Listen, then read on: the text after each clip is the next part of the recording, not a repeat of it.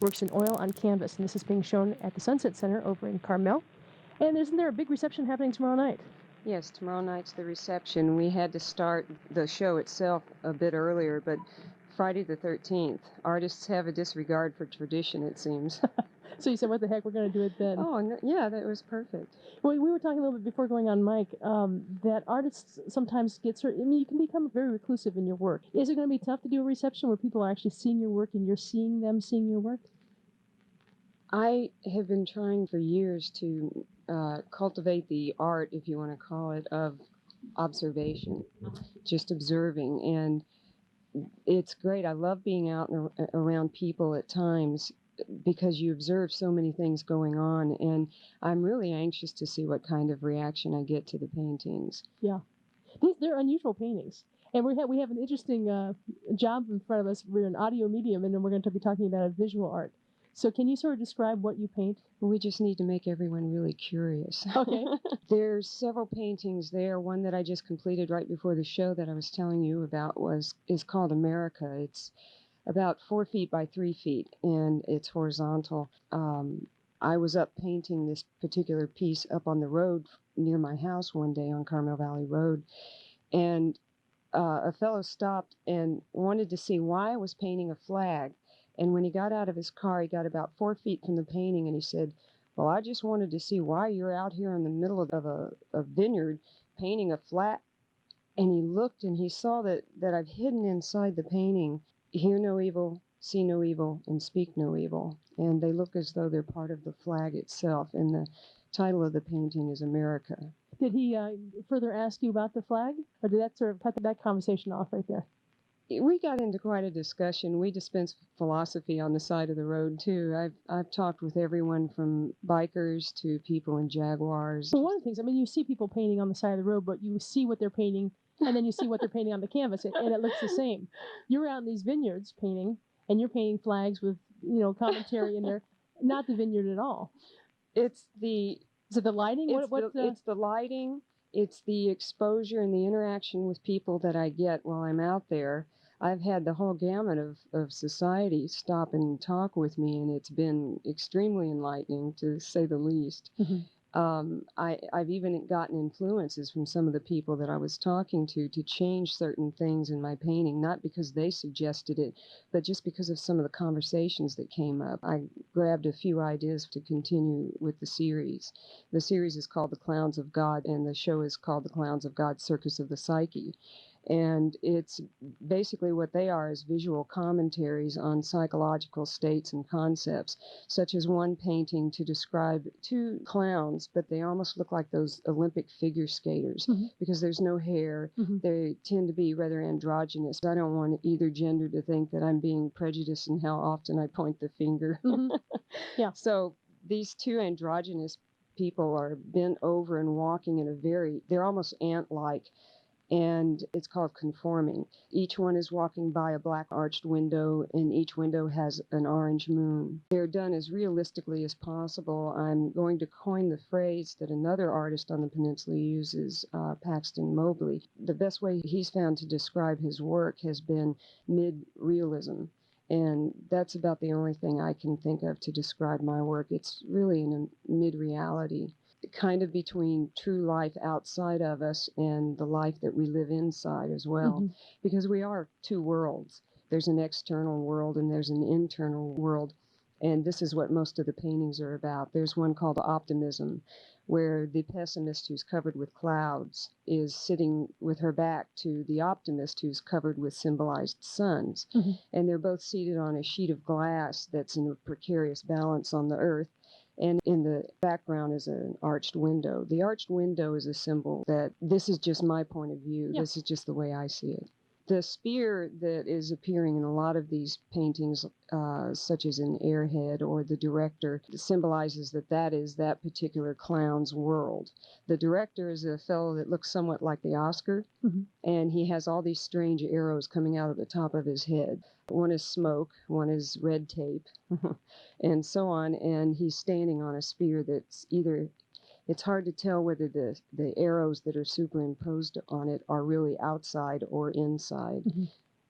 When you talk about clowns, I think a lot of us are going to think like a Bozo the Clown kind of look type of thing, or any of the, what was the fellow who did all those sad clowns? The I famous know thing, which one you're talking but about, you the think hobos. you think of the clown face like that. This is not what your clowns are.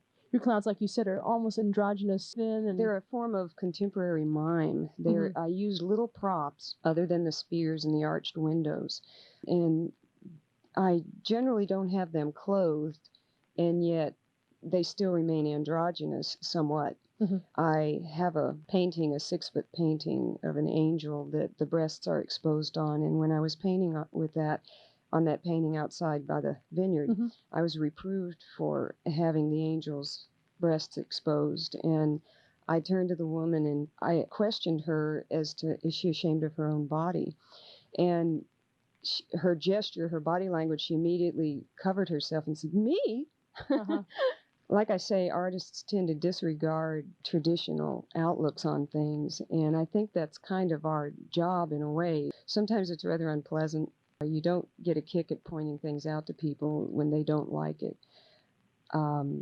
I could do decorative art where I did landscapes or I did florals, and those are beautiful. I'm greatly attracted to the Mortison prints that you see around here. The Carmel Plaza Hotel has some in their lobbies, and they're beautiful sceneries of vegetation and landscapes.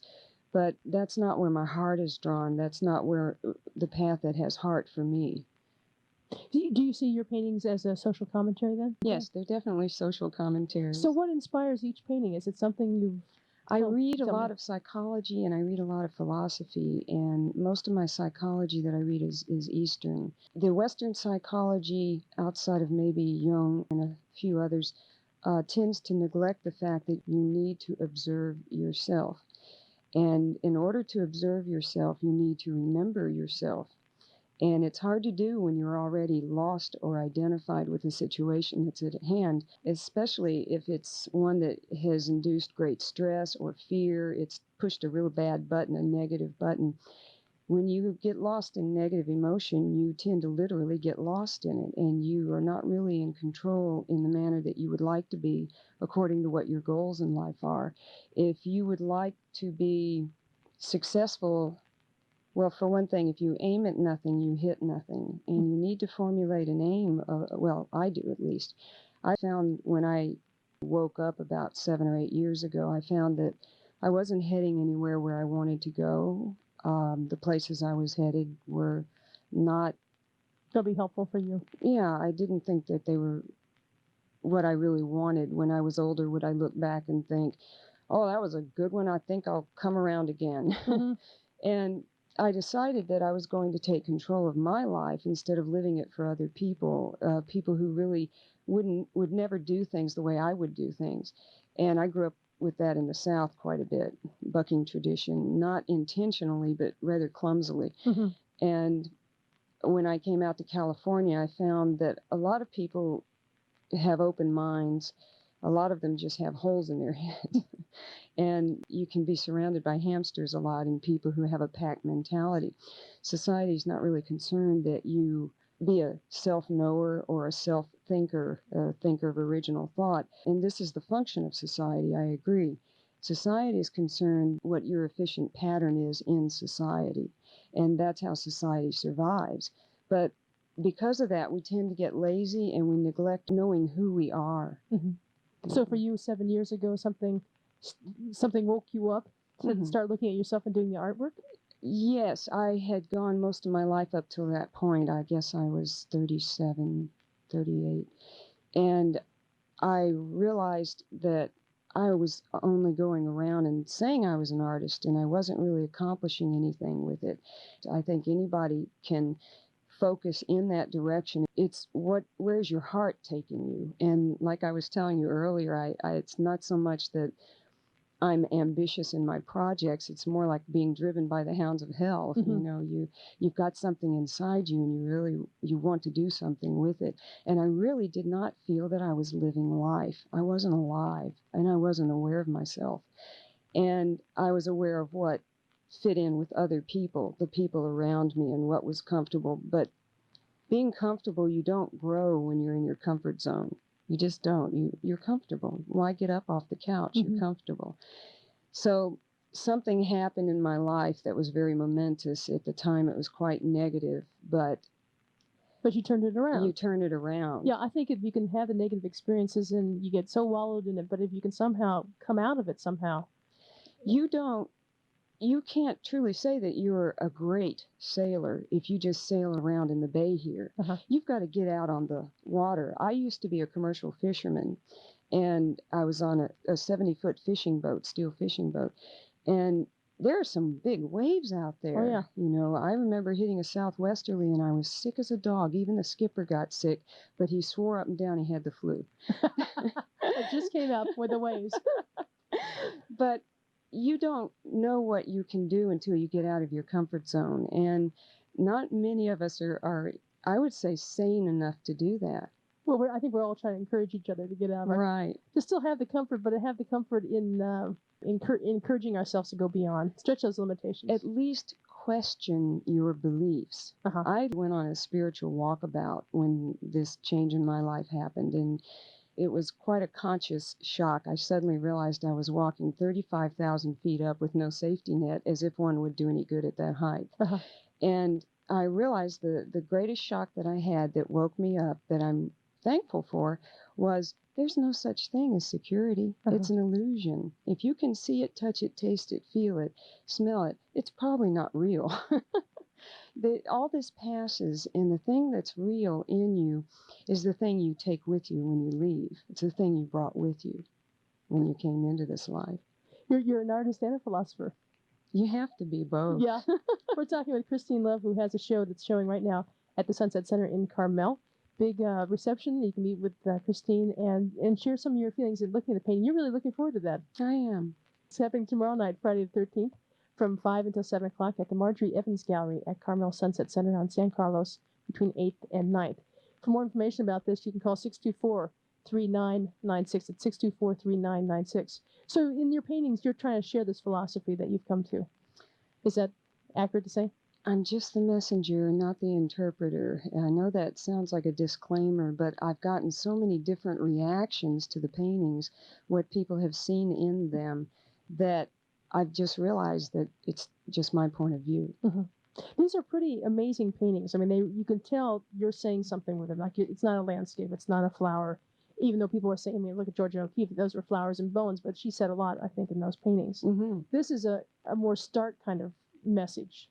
Stark's not the great word I'm looking for, but you get something there. There's something you're trying to see. Stark is really, I know that you mean that you were affected very strongly, but the paintings are very tongue-in-cheek. There's a sense of humor through almost all of them. And what I love is when somebody walks up to one of my paintings and they just kind of look at it for a second, and you can tell they're zoning, and then they start to chuckle, and they walk away chuckling, and I love it.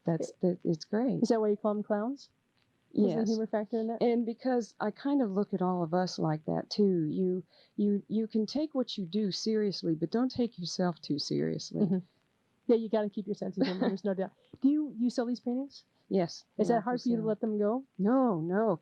In fact, I sold one called The Three Fates, and it went back to the Tennessee-Mississippi border, to this beautiful French provincial mansion on a lake. It's absolutely gorgeous. And I thought when somebody asked me that about them, I said, no, she's giving them a much better home than I can. So is your house full of paintings that you've done? It was. Now it's rather empty. They're all at the show. How is that, living with all that around? It was clamorous. Yeah. There's quite a bit of action going on. Do you see yourself continuing in the same vein of art? Or do you think I have about 40 designs slated total for the Clowns of God series. How many have you done in your 40 series? I'd say that there's 13 or 14 now. I've lost count at this point from shifting the paintings back and forth. And how long does a painting normally take to do? You've got a ways to go with as far as the numbers. I can put anywhere from 55 to about 135 hours into each painting. I take a lot of time with them. I really work hard on the technique, but I don't want anyone to look at my work and say, oh, she's such a good painter.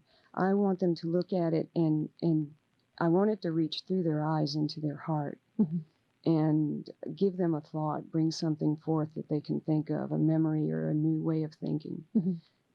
Sort of help open people's eyes. Well, best of luck with this. Thank you so much. Again, it's happening through the 30th of this month, and the gallery's open Monday through Friday from 9 until 5. The reception will be happening tomorrow, Friday the 13th, from 5 to 7 at the Marjorie Evans Gallery. For more information about Christine Love's series called The Clowns of God, The Circus of the Psyche, give a call to 624-3996, 624-3996.